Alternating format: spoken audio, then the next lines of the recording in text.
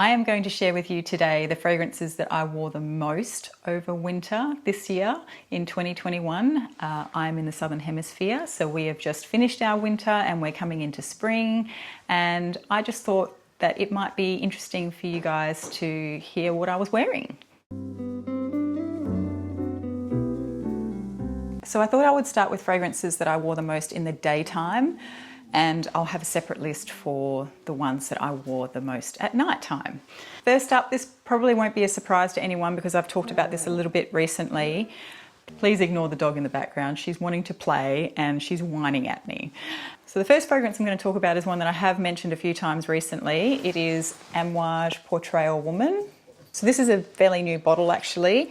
I've only bought it over the winter months this year, and the reason I now have this is because when we moved house, I had all my perfumes packed away, and what I did have out was a bunch of samples, and amongst those samples I had about 5 Portrayal Woman samples. So I ended up wearing this fragrance quite a lot in the form of sample vials over the winter months, and I just fell in love with it. So it is just very comforting, very enveloping vanilla tobacco fragrance. It's a white floral as well. There are white florals in there. There's quite a bit of jasmine. So it is just absolutely beautiful. I thought that I probably wouldn't wear this in the summertime because I figured that it would be a bit too much in the warmer months, but people tell me that this actually sings in the warmer months, so I probably am going to be wearing it over the spring and summer as well, so stay tuned for that. The next one that I wore a lot over the autumn and winter months was 100 Silent Ways by Nichane. Now this was a surprise to me. I think I've talked about this before, but this was a bit of a surprise because this is a really sweet fragrance. It's another white floral, but it's just super sweet. It's quite loud as well, and just not the type of fragrance that I would normally go for. A friend of mine gave me a decant of this, and we were down in Sydney. It was freezing cold, I remember, and I just could not get warm, and I ended up wearing this quite a lot in that trip because I had so many layers on that all other fragrances seem to just get buried in these layers of clothing. So this one was great because it actually cut through all of those layers and I could still smell it for ages. And I just found the sweetness of it really comforting in the really cold weather as well. So I ended up picking up a bottle of that over the winter months, which I very much enjoy still. The next one is Almond Woman by Almond Jane. You're not surprised by this, surely. To me, this is an all year round fragrance. It doesn't have to just be worn in the colder months. It works really well in the colder months because it has that dark, green, woody, creamy vibe going on. But it's also quite spicy, and the florals, I think, lift it quite a bit. So I feel like it works really well in warmer months as well. So this is my kind of this is one of my all year round fragrances really. But I did wear, this is a fairly new bottle because I was working through a travel size of this previously, and as you can see I've worn a fair bit of it. So I only got this, I'm pretty sure I only got this bottle last year. This is a serious fragrance. This is my kick butt fragrance. This is the fragrance that I wear when I really just need to get shit done and I need to really focus. This is one of those fragrances that I'll pull for in those circumstances. But it's also just a really great signature style fragrance, I think. So I'll wear it anytime.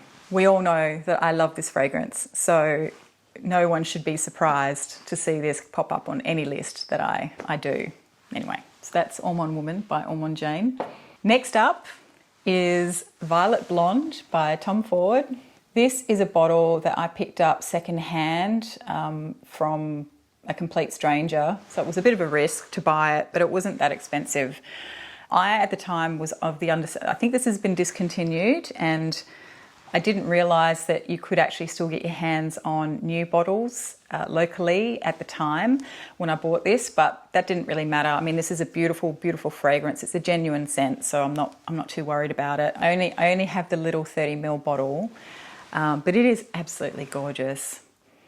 Slightly animalic iris and violet scent. So it has that kind of waxy, slightly powdery, irisy vibe to it, but there's something in there that just smells a little bit, I don't know, it just smells a little bit, it just gives it a bit of an edge, whatever it is. It smells a little bit like hairspray in the opening, which goes away pretty quickly, and I don't mind that, to be honest. But then it sort of just develops into this gorgeous, suede-y, irisy, violet-y fragrance that has a little bit of musk in it too, which just makes it a bit, I don't know, growly, you know. So there's something a little bit animalic about this, but I just love it. It is so, so good. And it smells a little bit vintagey too. So I really enjoy this one. It's very opulent.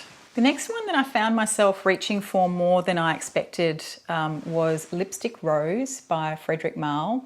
I don't actually get to wear this fragrance very much because it is quite a lot, and I live in a hot climate most of the year. It's quite humid most of the year as well, for a good portion of the year. So I find this is hard to wear in the climate that I live in, except for on the coldest of winter days. That's when I wear this fragrance. And this year, winter did seem to be quite cool for a bit longer, or maybe it's just this room that I ended up spending most of my time in during winter this year is quite cold. So I did have more of an opportunity to wear it, which I'm very grateful for. This is a really thick, waxy iris scent that has, you know, a really sweet rose in the base. This is such a powerful fragrance. It really kicks my olfactory butt most of the time, but I love it. I just can't not wear it. But yeah, it's hard. It's hard to wear. You really need a cold day or a cold climate to get away with this one. The next one should definitely come as no surprise either. This is Beloved Woman by Amouage. I just love it. It's so vintagey. It's a little bit ashy. There's old world florals. Oh, it's just such a gorgeous ambery floral scent. Oh, I just love it. I can't get enough of it. I wore this a lot over autumn and winter this year, and I only got the bottle this year.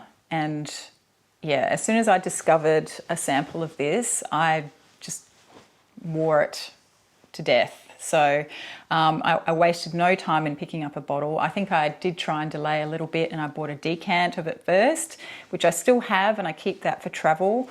Not that I'm traveling anywhere at the moment.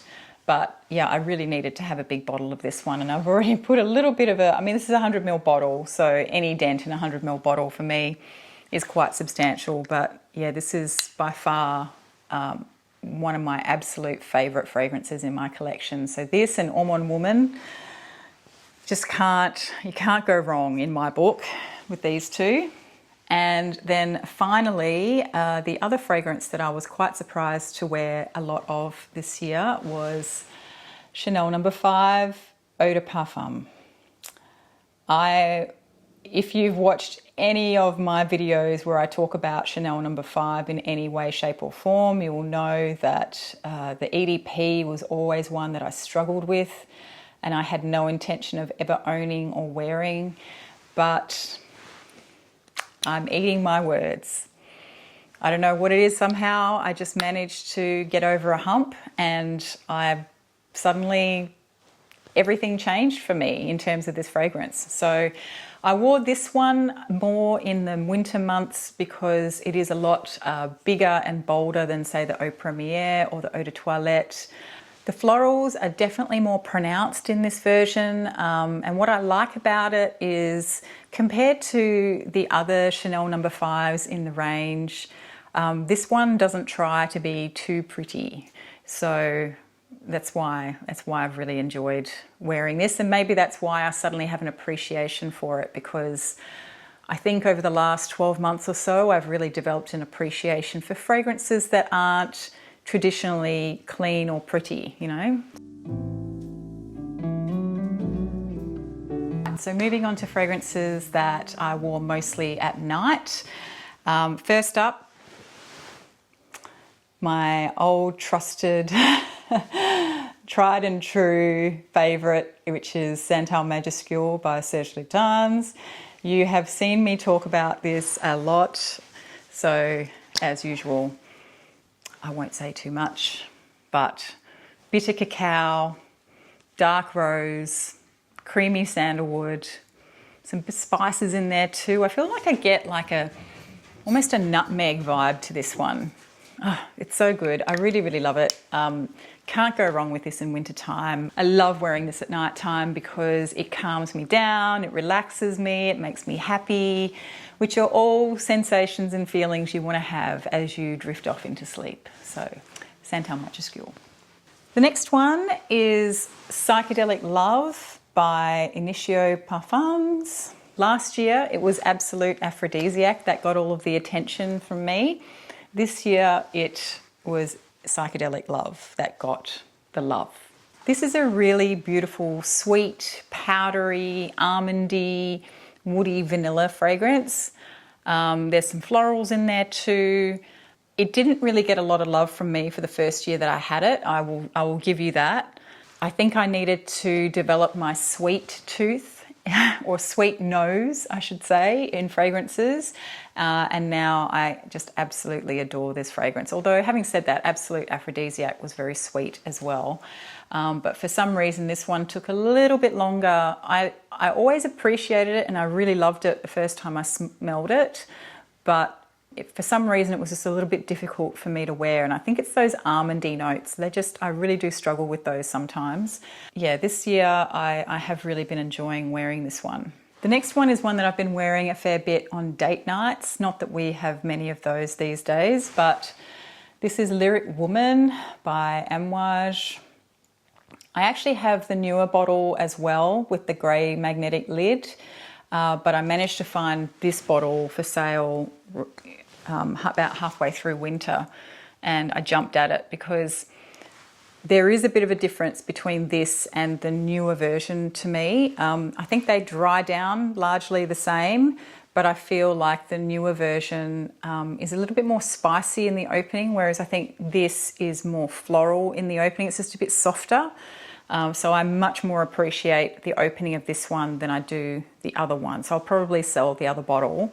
But I just love this fragrance. This is so sexy, this fragrance. It's the perfect date night fragrance, particularly in winter time, because it's just a little bit spicy, it's floral, it's dark, it's seductive, and it goes really well with more formal wear, or even just a leather jacket and jeans. It's great. I just love it. Next up is a Xerjoff fragrance. My first bottle of Xerjoff, actually that's not true. I used to own Lyra, but that was too gourmand for me, so I ended up getting rid of that. But this is Shuncoin from the Join the Club collection. And this to me smells like a bit like cashmere wood. So this actually smells like a bit of a combination between Tonka Imperial by Guerlain and Cashmere by Vicanto. Because of that cashmere wood, but it also has quite a powdery, I feel like there's tonka in here. It's a vanilla-y fragrance as well. And when I first tried it, I wasn't all that taken with it. I thought it seemed so similar to those other two fragrances that I already had that I sort of thought, oh, I don't really need this one. But I don't know, as I worked my way through a sample of it, I realised that this sort of had something to offer that was over and above what those other two give me. So I just find this very comforting. It's a little bit spicy, but it's just really cozy and snuggly, and it really makes me think of a really beautiful cashmere shawl or scarf or something like that. So I really, really enjoy this fragrance. I like to wear it at home for myself, but you know, if we're going to the movies or something, this is something that I feel like I'd like to wear in those sort of scenarios as well. It sort of sits fairly close to the skin, I think, so it's also really good for situations where you're going to be in close contact with other people.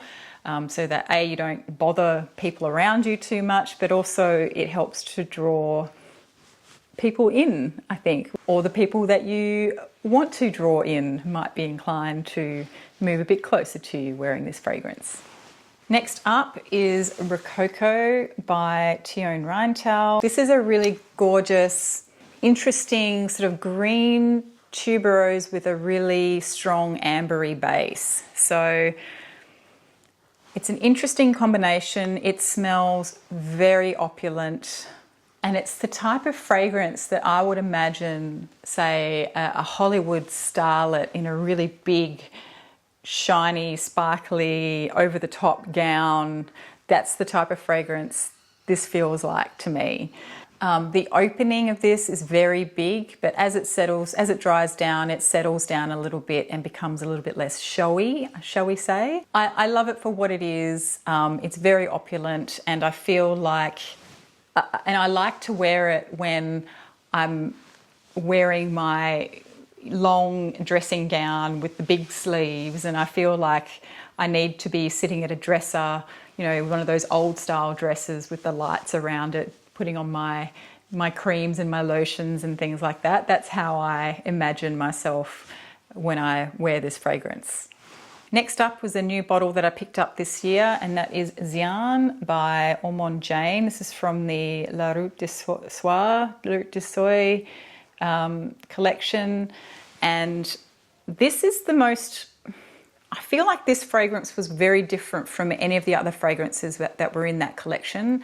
They're mostly all very gourmand and sweet, but this one isn't actually that sweet. There is a sweetness to it, but for me, this is just a really beautiful, woody, creamy, woody fragrance that's a little bit spicy. It makes me think of white woods. It's very unobtrusive, it's a little bit peppery, and I just find it to be so calming, and it makes me think of very serene Japanese meditation room or something like that, you know. It's gorgeous. It sort of has a lotiony vibe to it as well, which I really enjoy.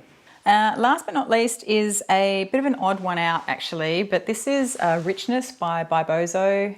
It's a new house out of Paris. I just did a review of this fragrance on my channel. It's an odd one out because even though I wore this a lot over winter, it feels like it's possibly more of a spring summer kind of fragrance.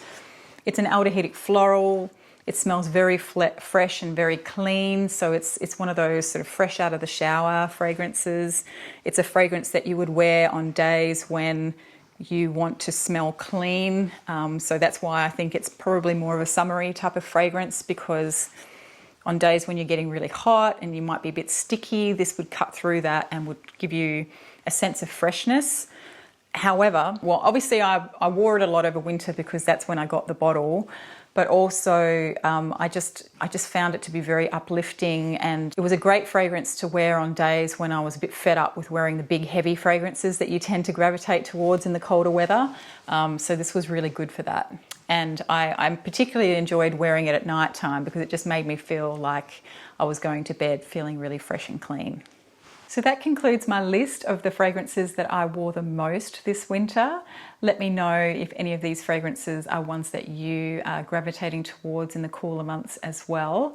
There was quite a lot more in the list than I anticipated, but bearing in mind that for me, if I wear something more than 2 or 3 times in a quarter, then that's usually a pretty decent wear for me. And these are ones that I wore repeatedly over the last few months, and I'm actually quite surprised I put a dent in a few of them as well, which I don't normally do, but this year I just gave myself the freedom to wear whatever I was feeling rather than forcing myself to work through wearing all of my different fragrances. So I'm really enjoying just having the freedom, or giving myself the freedom, to just wear what I feel like rather than feeling like I have to give love to every single fragrance. And also I go through phases with fragrances as well, as evidenced by the other video that I did, which was about the fragrances that I thought I would wear and didn't actually end up wearing that much. And again, it's not to say that I don't like those fragrances. I still love them, but I definitely go through stages of wanting to wear something and then wanting to put it aside for a while. So that's why I've also slowed down the decluttering as well, because I think there have been a couple of fragrances that I got rid of because I felt like I wasn't wearing them, but realizing later that actually I still did want to wear them, I just didn't want to wear them right then. So that's it for this video. Please do give it a thumbs up if you liked it. Thank you very much for watching if you made it to the end, and I'll see you in the next one. Bye.